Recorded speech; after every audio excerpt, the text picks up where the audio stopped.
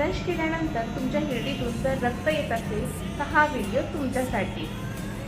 आज मी तुम्हाला 4 अशा चुका सांगणार आहे ज्याच्यामुळे तुमच्या हिरडीतून रक्त येऊ शकते। नंबर 1, हार्ड ब्रश वापरणे। हार्ड ब्रश वापरल्याने हिरड्यांना इजा निर्माण होऊ शकते व त्यातून रक्त येऊ शकते, म्हणून नेहमी सॉफ्ट ब्रिसलचा ब्रश वापरावा। नंबर 2, जोरजोरात ब्रश करणे किंवा चुकीच्या पद्धतीने ब्रश करणे। जोरजोरात ब्रश केल्याने हिरड्या खराब होतात आणि मग त्यातून रक्त यायला लागते, म्हणून नेहमी हळूवारपणे ब्रश फिरवावा। प्रॉपर ब्रशिंग टेक्निकवरती मी व्हिडिओ बनवलेला आहे, माझ्या चॅनलवरती जाऊन तुम्ही बघू शकता। नंबर 3, पौष्टिक आहार न घेणे किंवा पुरेसे पाणी न पिणे।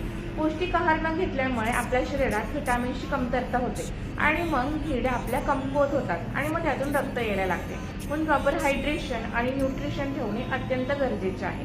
नंबर 4, तोंडाची स्वच्छता न ठेवणे किंवा बरेच लोक हिरड्यातून रक्त येते म्हणून ब्रश करणे थांबवतात, पण हे अत्यंत चुकीचं आहे। याने हिरड्या अजून खराब होऊ शकतात व त्यातून रक्त येऊ शकते। आणि शेवटी सगळ्यात महत्त्वाची टिप, जर 7 दिवसांपेक्षा जास्त काळापासून जर तुमच्या हिरडीतून रक्त येत असेल तर आजच तुमच्या जवळच्या डेंटिस्टला नक्की भेट द्या। आणि अशा सोप्या टिप्ससाठी माझ्या चॅनलला फॉलो करायला विसरू नका। धन्यवाद।